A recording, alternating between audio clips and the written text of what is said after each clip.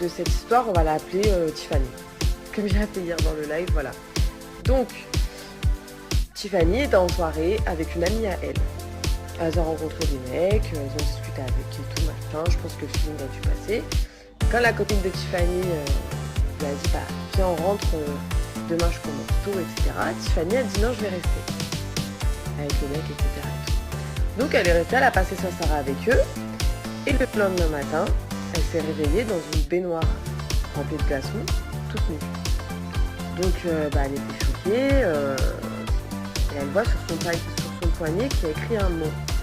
Donc il y a écrit « Lorsque vous vous réveillez, appelez le 15 ». Elle regarde autour d'elle, il y avait son téléphone, donc elle prend son téléphone, elle appelle la police. La police, elle leur dit « Ouais, écoutez, voilà, je viens de me réveiller, je sais pas où je suis dans une baignoire remplie de glaçons, je suis nue, je sais pas ce qui s'est passé, je me rappelle de rien ». Donc ils lui disent commencez par regarder autour de vous, est-ce que vous avez vos affaires, etc.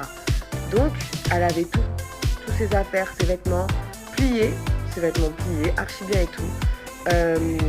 Son sac à main, ses papiers, sa carte bleue, rien n'a été volé, rien du tout.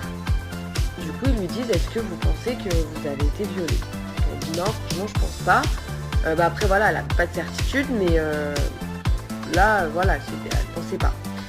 Est-ce que vous pouvez vous palper le corps et tout pour vérifier si vous avez rien, etc. Elle dit non, franchement, j'ai rien du tout, pas de bleu, pas de traces bizarres sur le corps.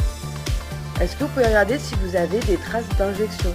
Donc elle regarde à l'intérieur du bras, là où on fait les piqûres, etc. Elle avait une trace de piqûre. Elle dit oui. De là, elle commence à dire ah d'accord, est-ce que vous pouvez regarder, est-ce que vous pouvez toucher votre dos, nous dire ce que vous ressentez? Donc elle passe sa main dans son dos. Elle touche son bas du dos et elle avait des pansements. Donc elle leur dit, j'ai des pansements dans le bas du dos. Qui disent, écoutez, on arrive tout de suite, ne bougez pas, restez où vous êtes et tout. Donc, je sais pas où elle était. Soit elle était dans un hôtel, honnêtement, je sais pas les filles. Donc voilà. Mais ils ont dû la géolocaliser avec son téléphone. Du coup, ils l'ont rejoint, ils l'ont emmenée à l'hôpital. Et à l'hôpital, en fait, elle a appris qu'elle s'était fait voler ses 2 reins. Donc, ils ont dû l'opérer en urgence. Parce qu'il y a un risque d'infection, voire d'hémorragie quand c'est mal fait, mal recousu, etc. Et en fait, ça a été très bien fait. Les sutures ont été faites par un chirurgien français, parce qu'apparemment, d'après ce que ma belle-sœur m'expliquait, chaque pays a sa façon de suturer, et là c'était des points français en fait. Donc ça a été fait par un chirurgien français, ça a été très bien refermé.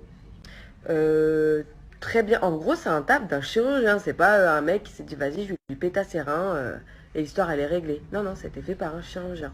Donc voilà, la fille, la pauvre, est sous dialyse 4 fois par semaine. Ils lui ont gâché sa vie. Tout ça parce que voilà, elle était naïve, la pauvre, elle a eu un bon feeling avec des garçons en soirée. Et elle a plus de reins. Donc voilà les filles. Moi franchement, quand ma belle-sœur m'a raconté, j'étais choquée. Sachez que ça s'est passé à Paris et que apparemment, d'après ce que la police a dit à la fille en question, ça arrive 1 fois par semaine à Paris. Franchement, c'est méga chaud. Faites attention avec qui vous sortez, avec qui vous squattez en soirée et surtout ne lâchez pas votre verre. Parce que je pense qu'elle a dû être droguée pour ne plus se rappeler de rien.